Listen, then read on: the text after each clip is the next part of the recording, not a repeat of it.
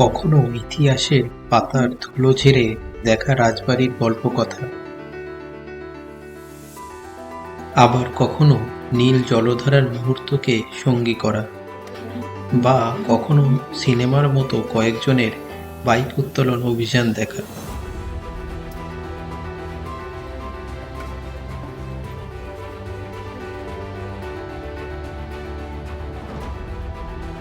সূর্যাস্তের শেষ লগ্নে ভাস্কো ডা গামার মতো নৌকার শেষ প্রান্তে বসে অজানা পর্বের সন্ধানে বেরোনো আমি।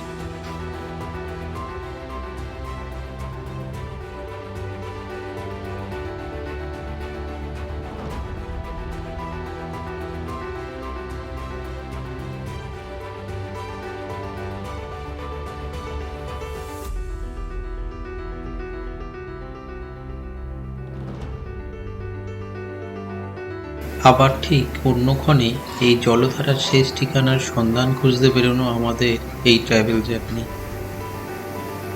এই নিয়ে সাজানো খিরাই থেকে কাদিয়ারা যাওয়ার এই দ্বিতীয় পর্ব।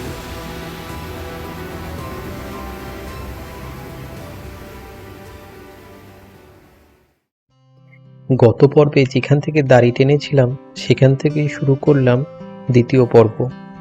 যারা প্রথম পর্ব দেখেননি তারা অবশ্যই ডেসক্রিপশনে অথবা ভিডিওর শেষে দেওয়া লিঙ্কে দিয়ে দেখে নিন আমাদের খিরাই থেকে গেওখালি আসার পর্বটা। এতে আপনাদের ঘোরার সিকোয়েন্সটা বুঝতে সুবিধা হবে। গেওখালি থেকে এসে বাইকের জন্য 5 টাকা আর দুজনের 10-20 টাকা টিকিট কেটে ঢুকে পড়লাম মহিষাদল রাজবাড়ির ক্যাম্পাসে।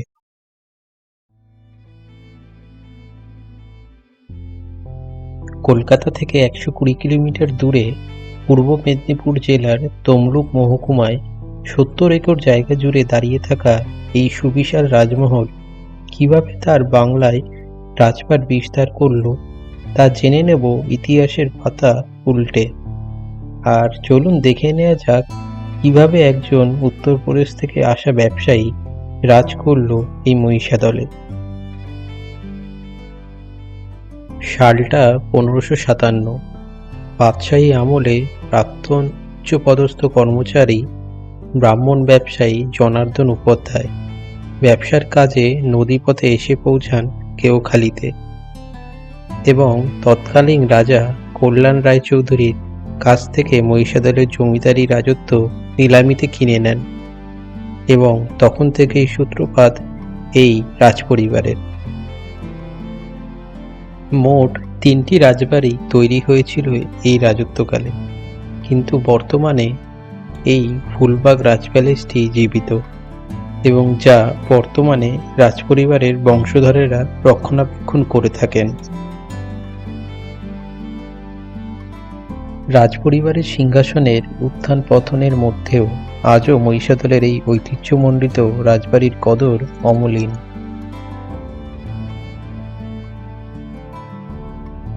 ফুলবাগ রাজ প্যালেসের একতলায় থাকা এই সংগ্রহশালাতে রাজপরিবারের ব্যবহৃত নানান সামগ্রী, যেমন বংশপরিবারের বিবরণ, নানান বাদ্যযন্ত্র, সেকালের আদান প্রদানকারী চিঠিপত্র, বিভিন্ন ধরনের আসবাবপত্র, এছাড়াও আছে আলাদা আলাদা 2টি ঘর যেখানে রাখা আছে সেকালের ব্যবহৃত যুদ্ধ সামগ্রী ও শিকারের নানান রেপ্লিকা। ভেতরে ফটোগ্রাফি নিষিদ্ধ।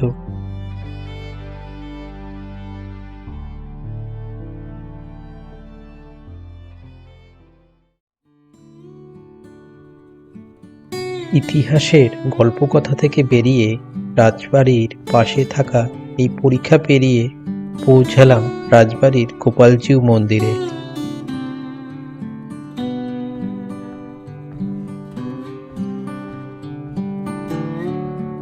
ভেতরে আছে রাধা মাধবের বিগ্রহ, ভেতরে ফটোগ্রাফি নিষিদ্ধ।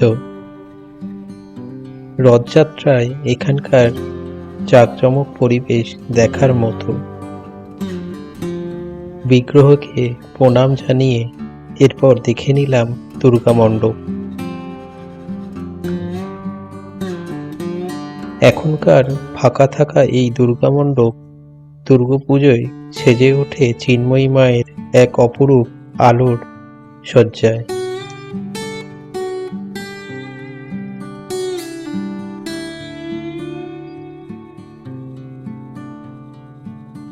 দুর্গা মণ্ডপের ঠিক পাশেই আছে টঙ্গীবসান রাজবাড়ি, যা বর্তমান সরকার চেষ্টা করে চলেছে এটিকে পুনরুদ্ধার করার।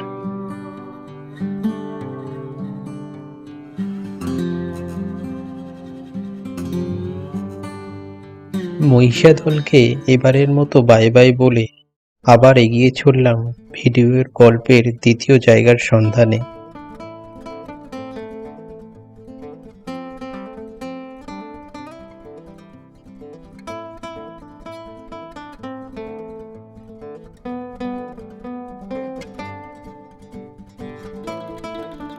এর মধ্যে কোলাঘাটের আগে শেরে পাঞ্জাব ধাবাতে সেরে নিয়েছিলাম দুপুরের মধ্যাহ্নভোজ।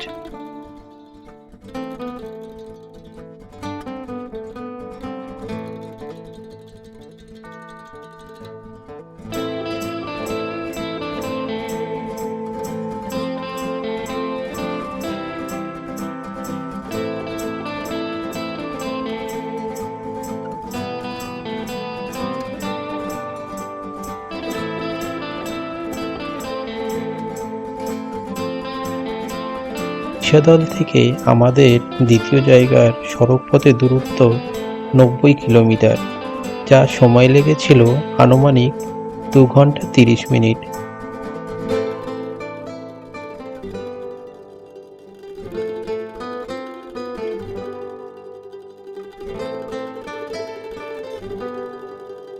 এছাড়াও একটি শর্টকাট আছে, যেটি দেখানোর জন্য আপনাদের একটু পিছিয়ে যেতে হবে।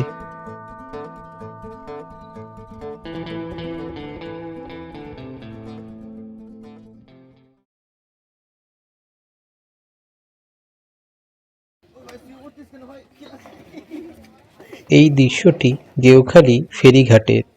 বাইককে যে এইভাবেও লঞ্চে তোলা যায় তা আমি সত্যি দেখে অবাক হয়ে গেছিলাম। তাই আর নিজেদের সদ্য কেনা 190 কেজির জগদ্দলকে এই চ্যালেঞ্জ না দিয়ে সোজা রাস্তা পথে এসে পৌঁছলাম গাদিয়ারায়। আপনারা যারা নদীপথে গেউখালী থেকে গাদিয়ারা আসতে চান, তারা অনায়াসেই 30 মিনিটে এই লঞ্চে করে পৌঁছে যেতে পারেন।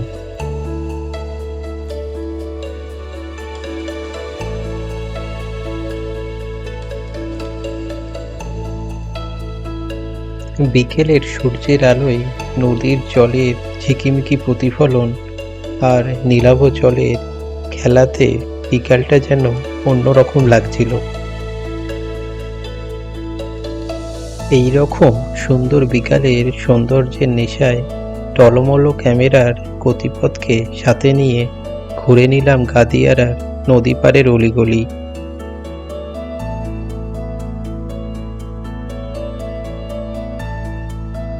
এই রকম সুন্দর সুন্দর মুহূর্তের সঙ্গী হতে অবশ্যই চ্যানেলটিকে সাবস্ক্রাইব করে রাখুন, আর অবশ্যই একটি লাইক এবং কমেন্ট শেয়ার করতে ভুলবেন না।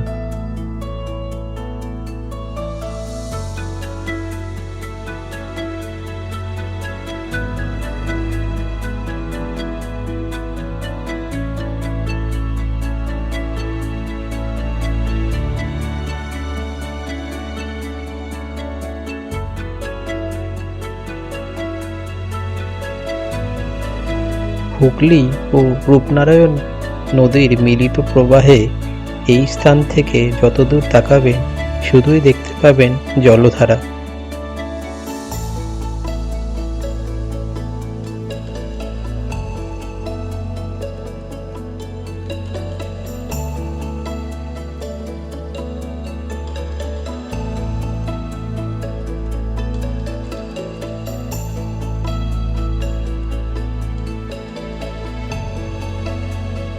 ওই যে বলে না, মানুষকে যত দাও সে আরো ততই চায়।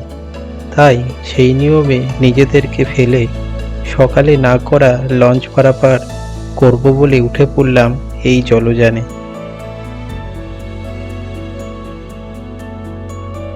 গাদিয়ারা থেকে গেউখালীর রিটার্ন টিকিট কেটে নিয়েছিলাম ৮ ৮ ১৬ টাকা করে প্রতিজন হিসাবে।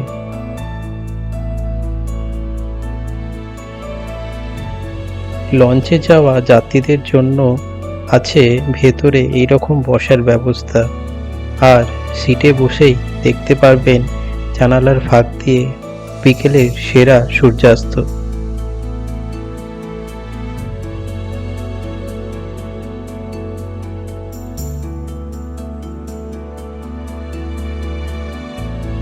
কিন্তু আমি যে ইউটিউবার, তাই নিজেকে ও দর্শককে চেনা জায়গার রূপ দেখাবো অন্যভাবে।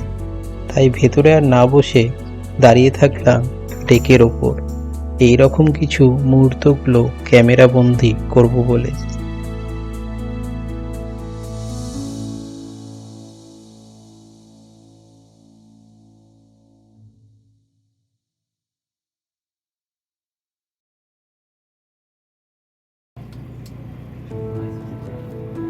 নিজের রেলগাড়ির ড্রাইভার হওয়ার স্বপ্নকে অধরা রেখেই লঞ্চ ড্রাইভারের সঙ্গী হওয়ার চান্সকে কাজে লাগিয়ে সাক্ষী হলাম এক নামহোলা নদী যাত্রার।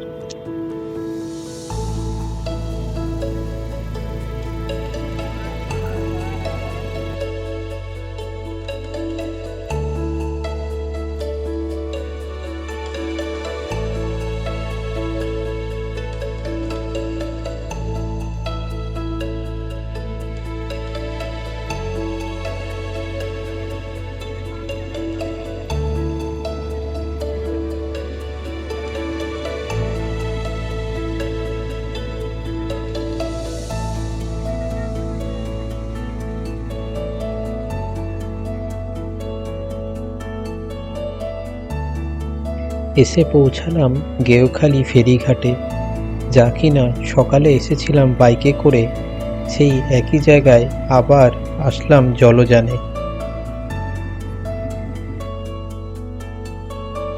আবারও সেই বাইক নামানো ওঠানোর দুঃসাহসিক অভিযান।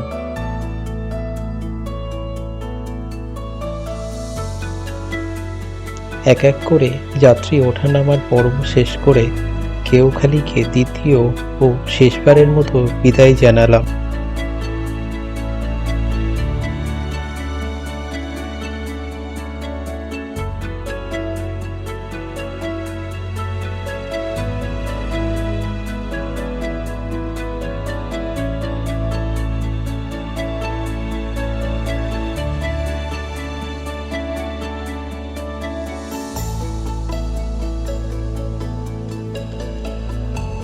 এই লঞ্চের সামনে দাঁড়িয়ে রোমাঞ্চকর কোনো সিনেমার নায়ক নায়িকার হাতে হাত ধরে দাঁড়িয়ে থাকার সিন দেখাতে না পারলেও এই অসাধারণ নদীযাত্রা ও দুই নদীর মিলনের মুহূর্তকে আপনাদের উপহার দিতে পেরে সত্যিই নিজেকে আজ ইউটিউব পরিবারের সদস্য হিসাবে মনে করতে পারছিলাম।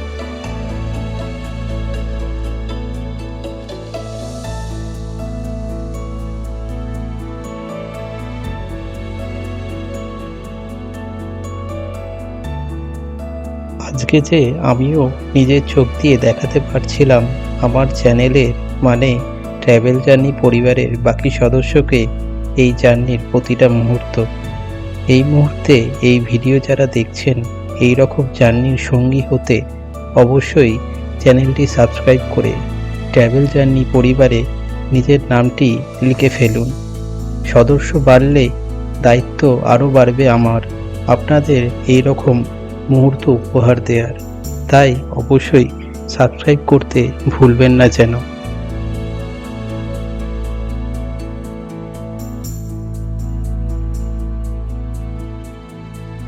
কথা বলতে বলতে কখন যে লঞ্চের ড্রাইভার ভাই আমাদের এনে পৌঁছালো গাদিয়ারার ফেরিঘাটে তা টেরই পেলাম না।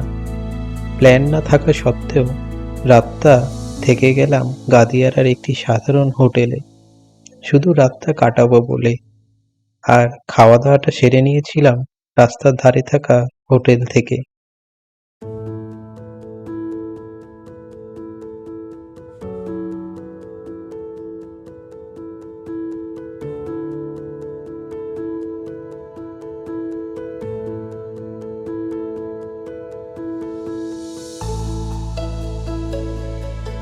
এই যা, আপনাদের তো বলতে ভুলেই গেছি, এই লঞ্চ ভ্রমণের আইডিয়া যিনি আমাদের দিয়েছিলেন তিনি হলেন এই কাকু।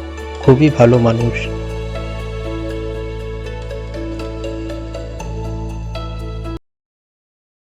গতকালের রাতের অন্ধকারকে পিছনে ফেলে শুরু আরো একটি নতুন সকালের।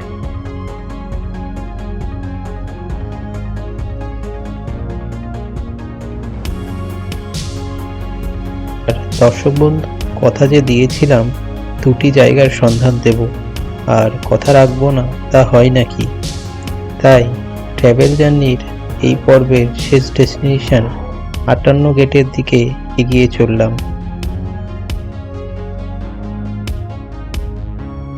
গাদিয়ারা থেকে রওনা দিয়ে শ্যামপুর মোড় হয়ে ডান দিকে চলে যাওয়া এই রাস্তা ধরলাম শেষ ডেস্টিনেশন 58 গেট যাব বলে।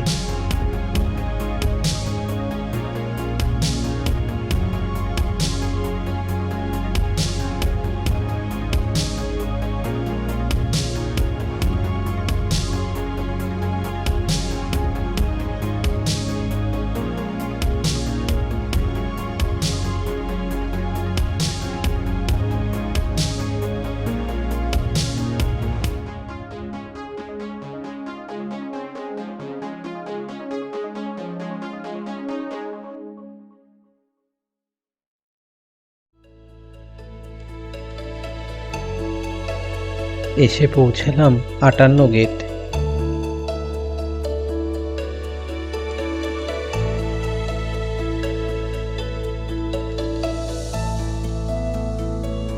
আটান্ন গেটের ওপরে আছে এই ব্রিজ, আর ব্রিজের রাস্তার ঠিক পাশেই আছে এই দরজা। দরজা খুলে ঢুকে পড়লাম লক গেটগুলোকে আরো সামনে থেকে দেখব বলে। দামোদর নদীর ওপর তৈরি হওয়া এই বাঁধের টোটাল 58টি গেট আছে, আর তার থেকেই উৎপত্তি এই 58 গেট নাম। বর্তমানে মাত্র 3টি গেট খোলা আছে, কিন্তু ভরা বর্ষায় এর ভয়ঙ্কর রূপ সত্যিই দেখার মতো।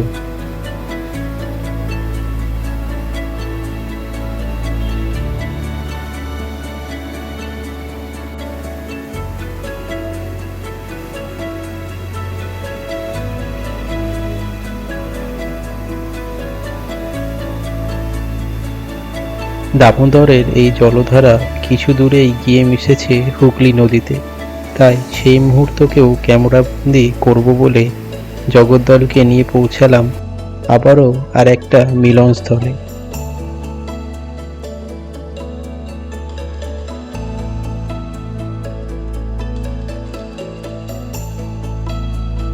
দর্শক বন্ধু, সবেতেই যদি মিলন থাকতো তাহলে কি মজাটাই নাই হতো, কিন্তু বিচ্ছেদেরও যে আলাদা একটা মজা আছে।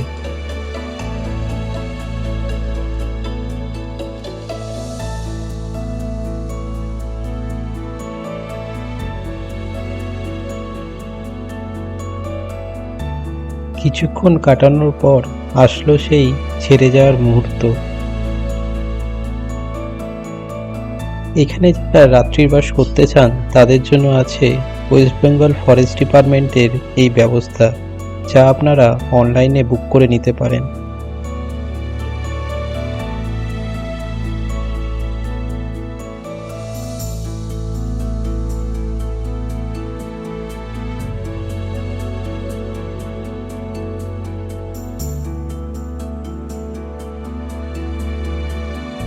বাড়ি ফেরার পথে রাস্তার ধারে বিক্রি হওয়া খেজুর রসে চুমুক দিয়ে টাটকা খেজুর গুড় পার্সেল করে নিলাম বাড়ির জন্য।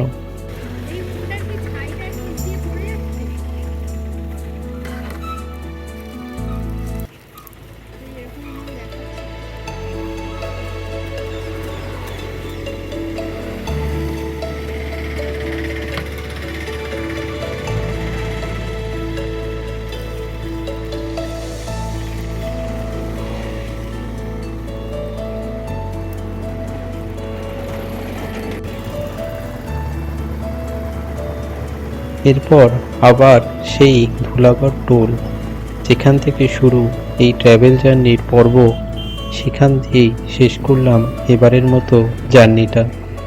ভালো থাকবেন, সুস্থ থাকবেন, আর অবশ্যই ট্র্যাভেল জার্নির সঙ্গে থাকবেন।